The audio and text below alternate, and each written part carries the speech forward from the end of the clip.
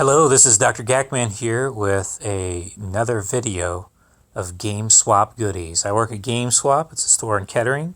We do games and all kinds of other media and toys and collectibles, all kinds of stuff. You should really check us out.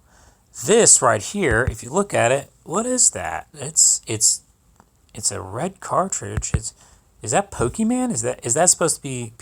I'm joking with you.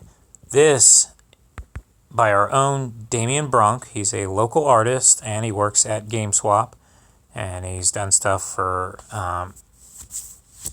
Matt's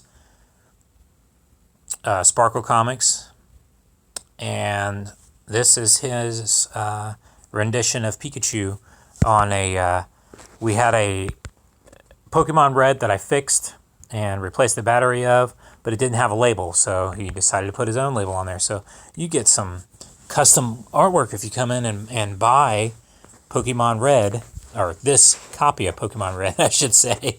So we also support a lot of other local artists at the store, so come in and see us. This was, wow, we had gotten some cool stuff. Now this isn't too big of a deal, but that's it looks weird because it looks like Cable's head, but it's Silver Samurai. And then that was for X-Men and or Marvel. This is King Leo from Teenage Mutant Ninja Turtles. I cleaned them up pretty good. We put them out for sale. They're already all gone, all three of these. And then this is Mosquitor. He was not working at first, but the blood flows down his chest. But I got it working with some WD and some Windex and some other stuff without damaging it. He was a little loose. And he's a rare figure. He's a part of the evil horde, but he sold right away. So these are pictures that I've taken in the last month. This is for the month of November 2020. So keep in mind that a lot of this stuff is probably already sold by now. But you know, if you watch these videos, you'll see the kind of stuff that we get in the store, and it's cool stuff. We've gotten a lot of loose pops. And this was right after Halloween. This is Freddy vs. Jason Pops, Funko Pops. I'm not into them, but I know a lot of people are, and these are pretty cool. This is something that I'm definitely into. This is the 20th anniversary. Happy Mario 20 is what they call it in Japan. But these were the Famicom Minis, which were basically like what we had over here on Game Boy Advance. When we had the Game Boy Advance Classic series, and they tried to make them look like the NES cartridges. Well, over there, they made them look like the Famicom cartridges. And it has the outer thing and then the inner cardboard box, very small, that contains the Game Boy Advance cartridge. And it's pretty cool. I've got one personally myself for Metroid, and of course they made it, since Metroid in Japan was originally released Metroido on the Famicom disk system, so it was more of a square instead of rectangular box on the inside. And they also made it look like the, because I actually have a copy of Metroido on the Famicom disk system too, in perfect shape.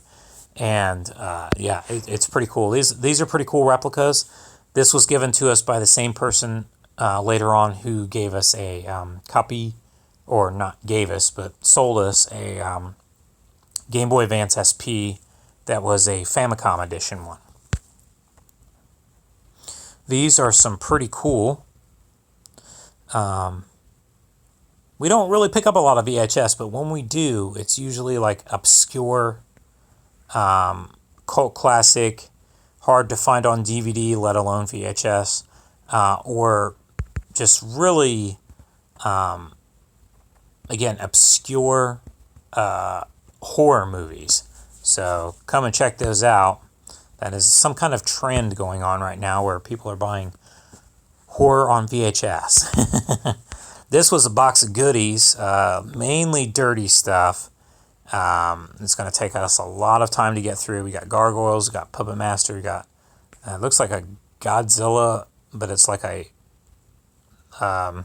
Mighty Max type deal.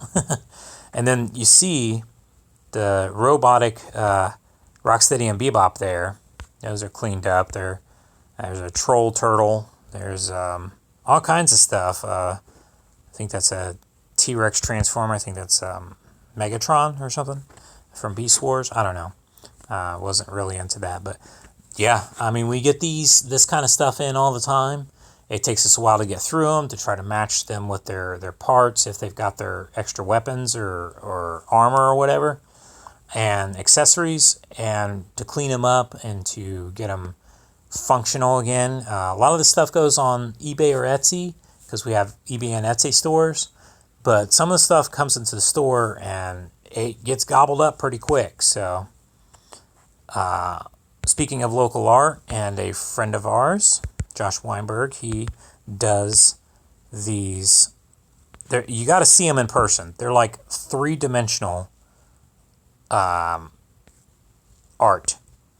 So they got like different planes, or field of view panes of. They're kind of like I don't even know, like acrylic pieces of art, and they're really cool. Come into the store. Hopefully he'll bring us some more, because he sold these. He sold Elvira. He sold some other stuff too. Here's a Microvision. This was a cartridge-based dot matrix LCD portable system, and it even had like an overlay here, if you can see that. These, I believe, we're putting online though, because the LCD is not functioning, and I don't want to fool with trying to fix it. There's some people out there who can and do, and it's got some pretty cool games with it. So Sparkster complete in box. I do believe someone has already gotten this, but in case they haven't, it might be in the store. This is a rare gem. It's got its Konami box. It does not have the hanger thing. Somebody complained about that, but other than that, it's in perfect shape, and the game is really fun. It's a really cool game. Is it $200 cool? I don't know. You be the judge. I think it's a great collector's item. Somebody has already gotten this. They got this on the Black Friday deal. This was a more recent AT-AT. Am I saying that right? AT-AT.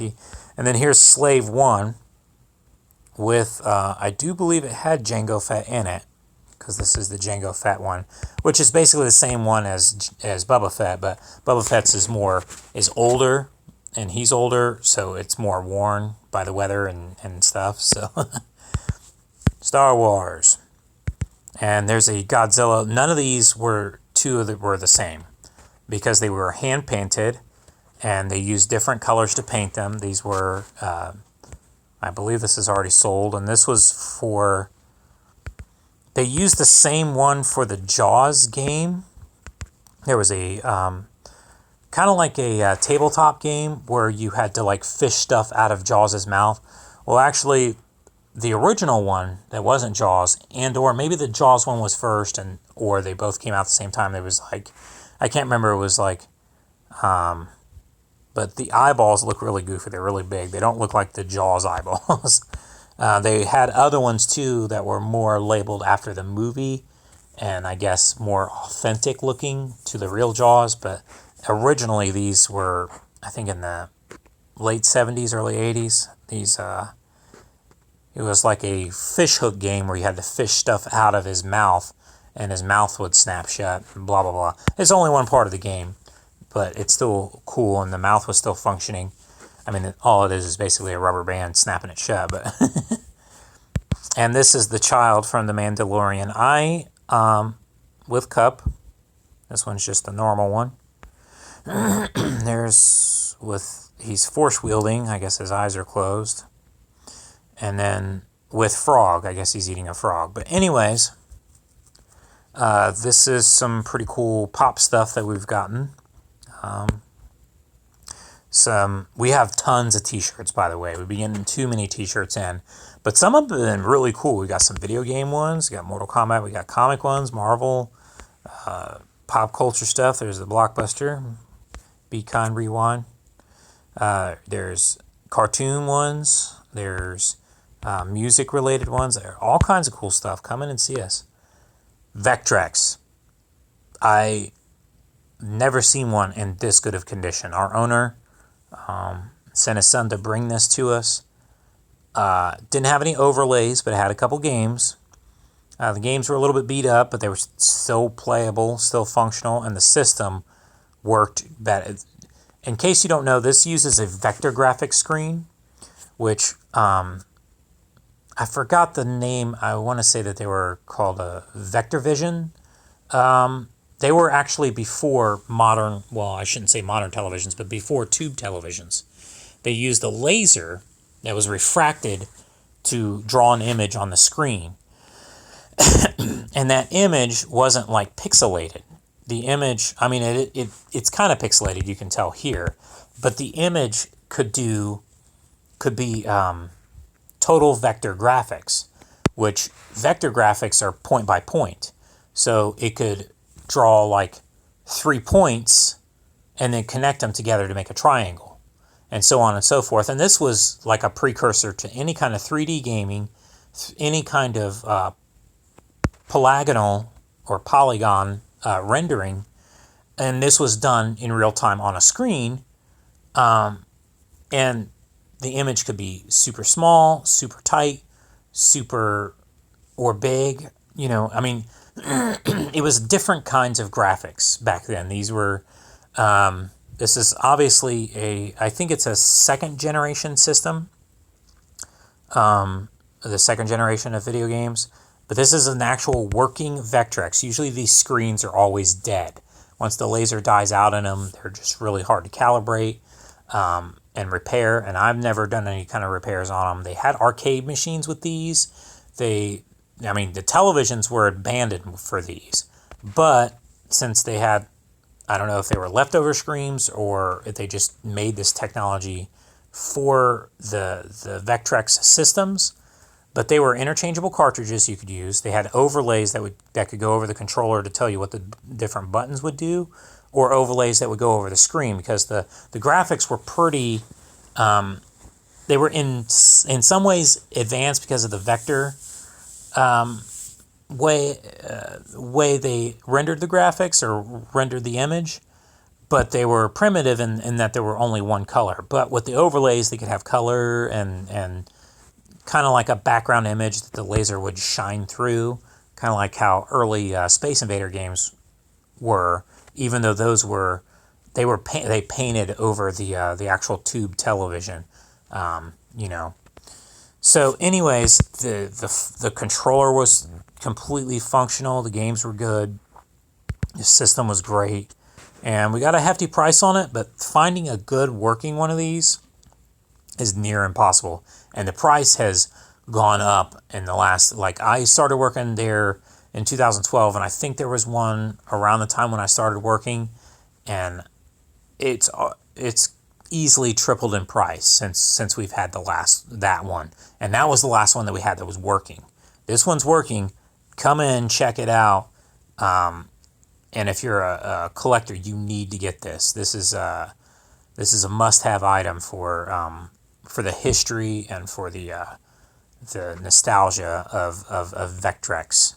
So come in and check us out here at GameSwap, and you'll get all kinds of goodies here. Thanks for watching and for that little bit of history, and I'll see you guys next month with the December GameSwap goodies video.